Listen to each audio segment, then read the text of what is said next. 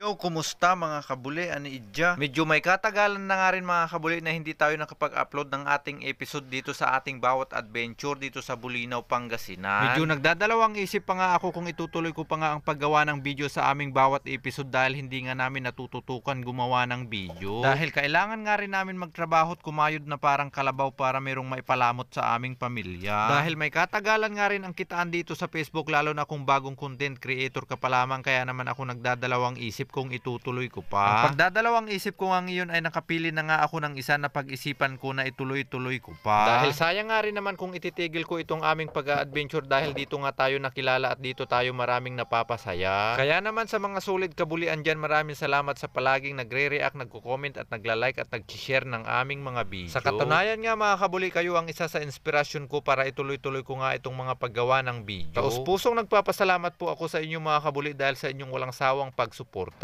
Merry Christmas and Happy New Year. Yun.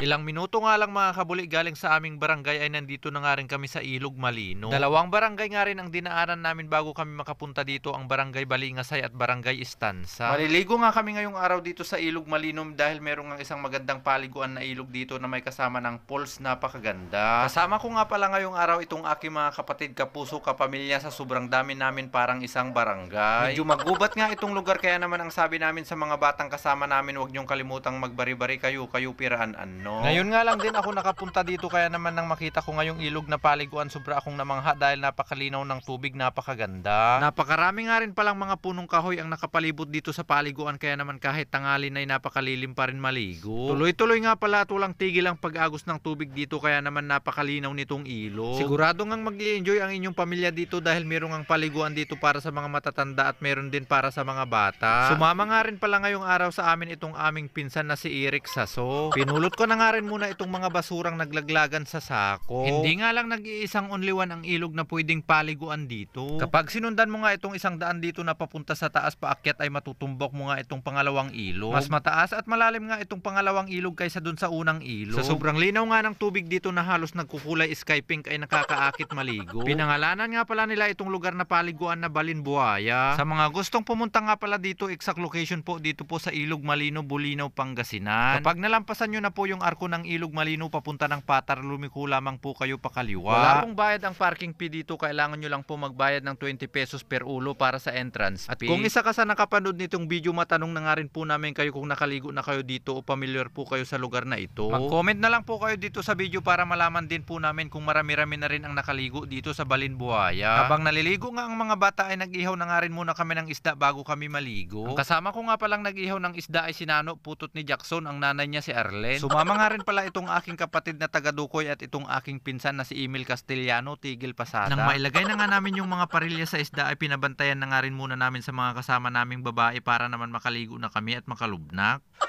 Nanagay. Ang linaw nga. Taklubo.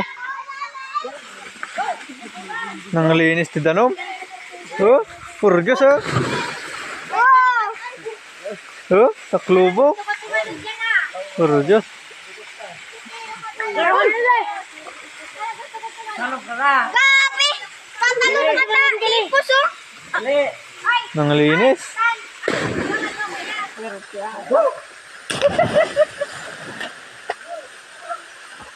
Nako! Water sa Holy Spirit ini! Nang ginutom na nga kami sa aming pagligo ay pinagsalusaluhan na nga namin itong aming baon. Paminsan-minsan na nga lang din kami nagsasama kaming magkakapatid, magpipinsan, kaya naman hindi namin sinasayang ang mga ganitong pagkakataon. Ito nga pala yung dalawang kapatid na babae na OFW na umuwi galing Dubai at Morocco. Bilib na bilib nga rin ako sa mga OFW dahil handa silang mga ibang bansa lumayo, sungin ang mga pagsubok para lang sa kanilang mga pamilya na maiiwan dito sa Pilipinas. Medyo nabitin pa nga kami sa pagligo dito dahil kailangan na nga naming umuwi dahil may importanteng lakad ang aming mga kasama. Gusto ko nga lamang ulit magpasalamat sa inyo mga kabuli dahil pinanood nyo na naman itong aming video hanggang dito sa dulo. At kung nagustuhan nyo itong aming video mga kabuli, sana huwag nyo namang kalimutang i-like at i-share. Maraming salamat po.